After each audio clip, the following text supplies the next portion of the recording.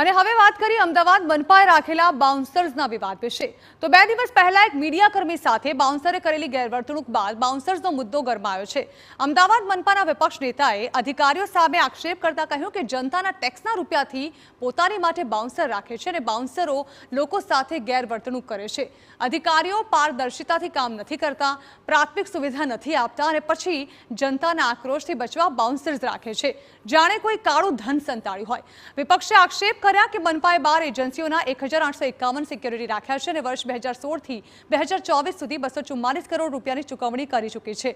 તો મેયરે તેમના આક્ષેપ ફગાવતા કહ્યું કે જરૂરિયાત માટે બાઉન્સર્સ રખાય છે, જો તેમણે ગેરવર્તણૂક કરી હશે તો કાર્યવાહી થશે।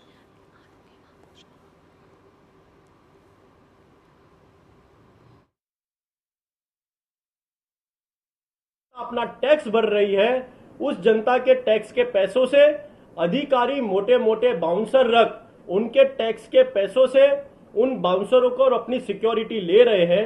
12 कंपनी अहमदाबाद म्युनिसिपल कॉरपोरेशन के अधिकारियों ने खुद की सिक्योरिटी के लिए और खुद के वीआईपी फोटो सेशन के लिए रखी गई है।